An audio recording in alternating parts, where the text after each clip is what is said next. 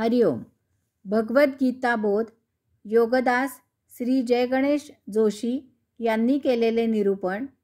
अध्याय 2 सांख्ययोग. ओम श्री परमात्मने नमः.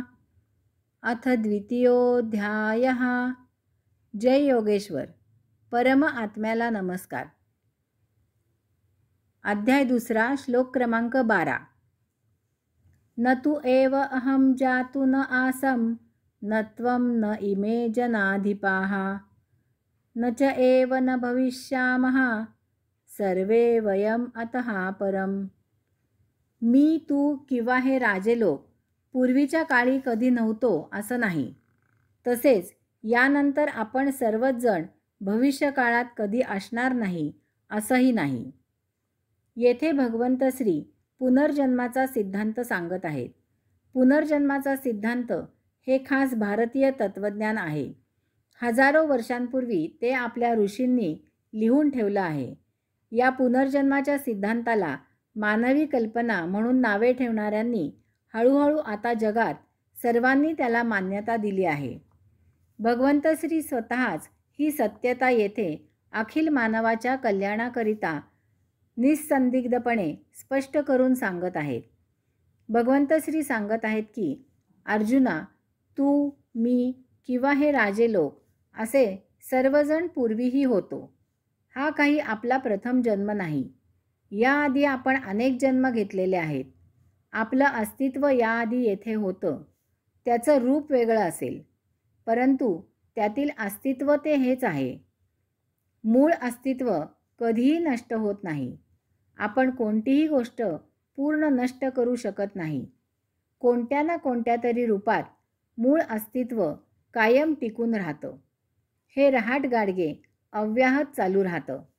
या अस्तित्वाला पूर्णात मुक्ती मिळेपर्यंत ते चालू राहते. अस्तित्व सतत असते. प्रत्येक वेळी ते प्रकट रूपात असेलच असेच नाही. झाडाचे बीज पडून असते, त्यात अस्तित्व असते, परंतु ते प्रगट झालेले नसते. अनुकूल परिस्थिती प्राप्त होताच ते झाडाच्या रूपाने प्रगट होते. यालाच आपण जन्म झाला असं म्हणतो. याचा अर्थ अप्रगट रूपात अस्तित्व असते.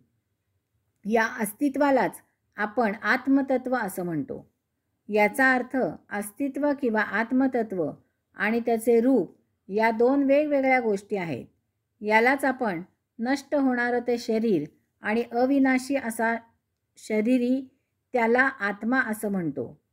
शरीर हे नष्ट होणारे म्हणजेच असत असते आणि आत्मा हा अविनाशी नित्य सत असतो.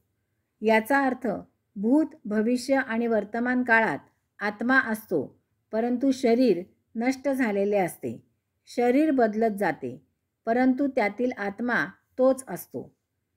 यामुळे भगवंत श्री अर्जुनाला पुढे सांगत आहेत की आपल्या मृत्यूनंतर भविष्यकाळात आपण परत येथे असणार नाही असं नाही.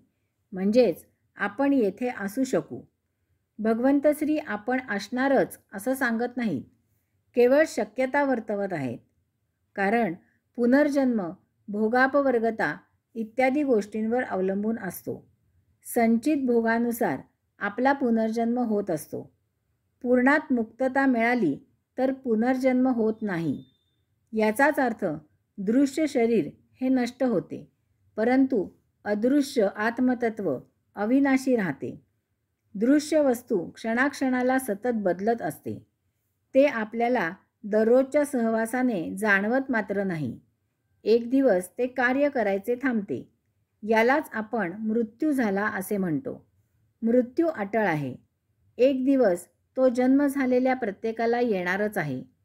तो थांबायचा प्रयास करणं म्हणजे अशक्य गोष्ट शक्य करण्याचा निरर्थक प्रयत्न आहे. यास्तव भगवंत श्री अर्जुनाला सांगत आहेत की तू यांच्या मृत्यूचा शोक करू नको.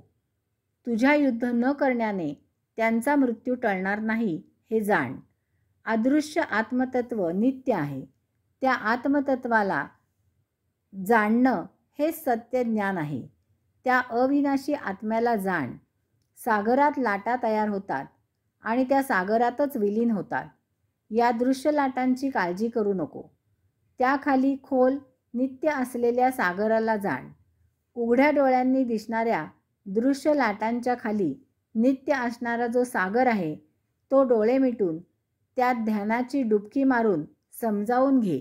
हरिओम.